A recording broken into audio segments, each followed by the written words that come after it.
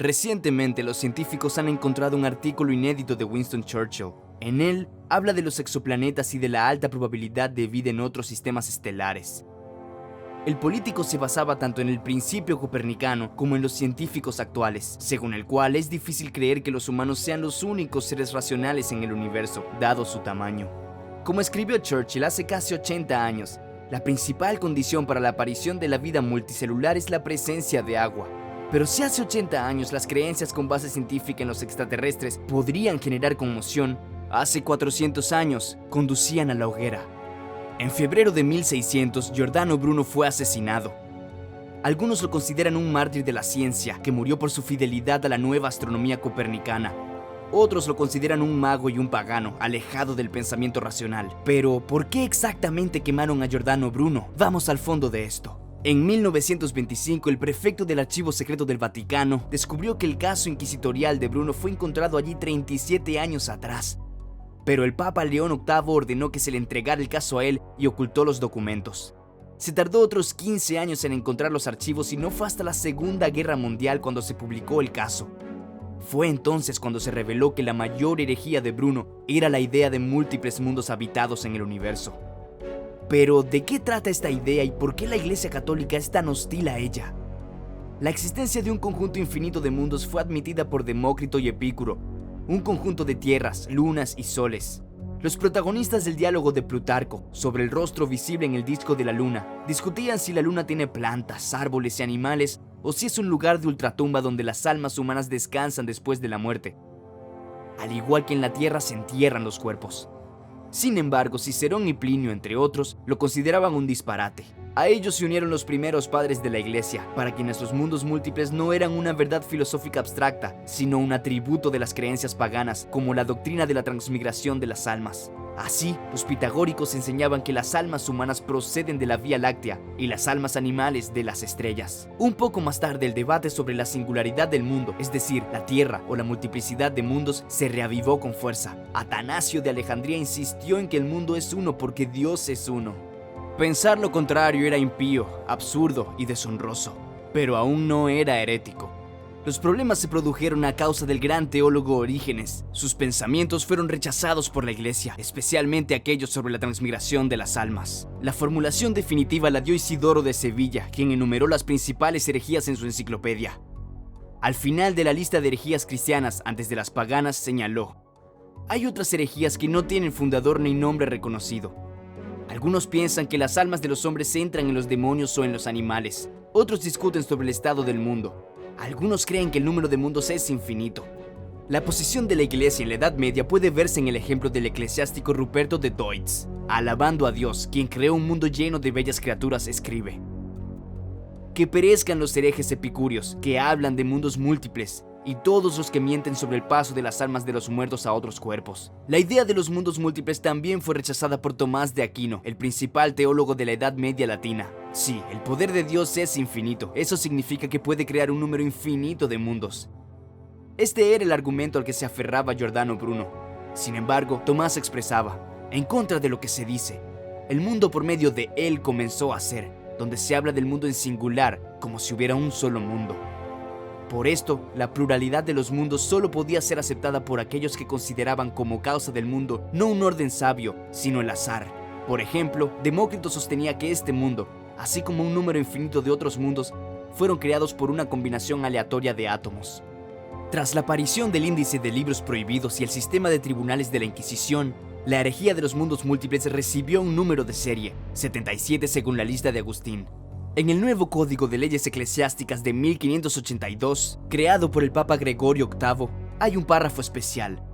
Hay también otras herejías, sin nombre, entre las cuales está la creencia de un número infinito de mundos. La misma redacción llegó al manual del Inquisidor. Es entonces cuando aparece en escena Giordano Bruno. Inspirado por los trabajos de Copérnico sobre la rotación de la Tierra alrededor del Sol, recurre a los antiguos textos cosmológicos, sobre todo a los pitagóricos. Allí leyó que las estrellas también son mundos, que el universo es infinito y que las almas de las personas renacen, e incorporó estas ideas a su sistema ocultista.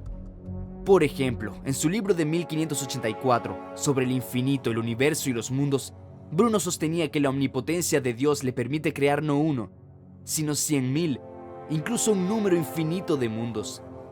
Bruno citó a Epicuro, a Lucrecio y escribió sobre el universo infinito en otras obras impresas en países protestantes, fuera del alcance de la Inquisición. Pero Bruno cometió un error que le costó la vida. Fue a enseñar el arte de la memoria al aristócrata veneciano Giovanni Mocenigo, que en 1592 escribió una queja contra él a la Inquisición local. Yo, Giovanni Mocenigo, denuncio por deber de conciencia y por orden del clérigo que oí muchas veces a Giordano Bruno, cuando conversé con él en su casa, que el mundo es eterno y que hay infinitos mundos, que Cristo hizo milagros imaginarios y que era un mago, que Cristo no murió voluntariamente y que trató como pudo de evitar la muerte, que no hay retribución por los pecados, que las almas creadas por naturaleza pasan de un ser a otro. Habló de su intención de convertirse en el fundador de una nueva secta llamada Nueva Filosofía. Dijo que la Virgen María no podía dar a luz, que los monjes son una vergüenza para el mundo, que todos son unos asnos, que no tenemos pruebas de si nuestra fe tiene mérito ante Dios. La Iglesia consideró estos cargos lo suficientemente graves como para trasladar el caso a Roma. El proceso se alargó durante 7 años y medio, sobre todo porque los inquisidores no tenían ningún interés en destruir a Bruno como sacerdote dominico que se había hecho calvinista, pero que también había escapado del protestantismo. Por eso, es crucial cuáles de las acusaciones rechazó el filósofo y en cuáles persistió. Por ejemplo, Bruno negó airadamente que hubiera rechazado la creencia en los milagros creados por la Iglesia y los apóstoles, o que hubiera enseñado algo en contra de la fe católica. Por el contrario, la idea de múltiples mundos creados por un Dios todopoderoso, mundos como la Tierra, la idea de un universo infinito, fue defendida fervientemente por Bruno frente a sus acusadores durante sus numerosos interrogatorios, sin considerar estas nociones heréticas.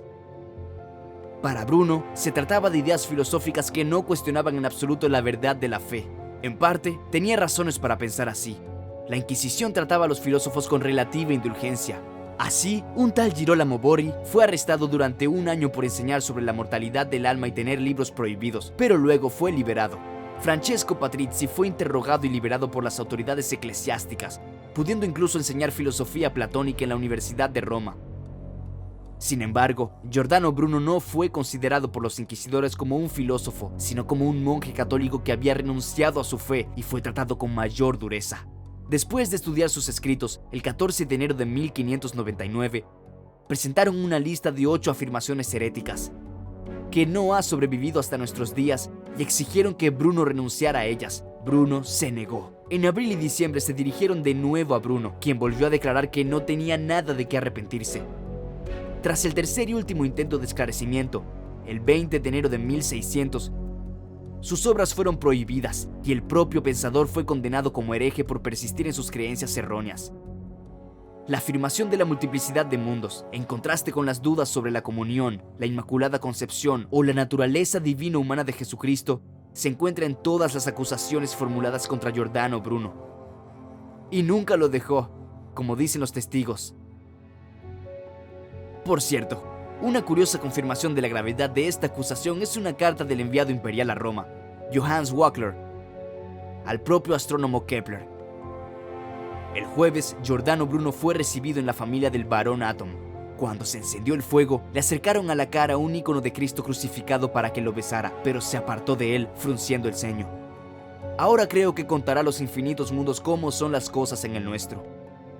Y el último indicio de la gravedad de esta idea son las estadísticas de las ejecuciones realizadas en Roma durante 6 años, de 1598 a 1604. En total, 189 personas fueron asesinadas, 169 de ellas fueron ahorcadas, 18 fueron descuartizadas o decapitadas tras severas torturas y solo 2 fueron quemadas vivas. Este castigo se consideraba el más doloroso. Según los documentos encontrados, solo se quemaron herejes, Bruno y un tal Padre Celestino de Verona. Pero lo más notable es que este monje capuchino también creía en la pluralidad de los soles. Según los estudiosos modernos, este hecho demuestra el miedo de la Inquisición a esta herejía en particular.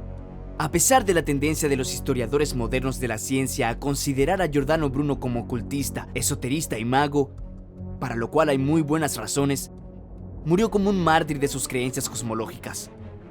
Sin embargo, el conflicto entre Bruno y la Inquisición no era un conflicto entre ciencia y religión, sino entre filosofía y religión.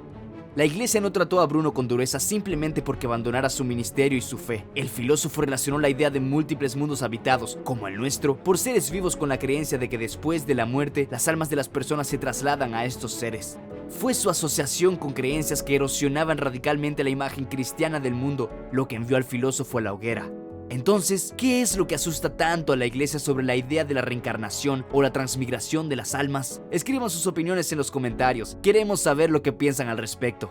Nos vemos en otra edición de Sedición.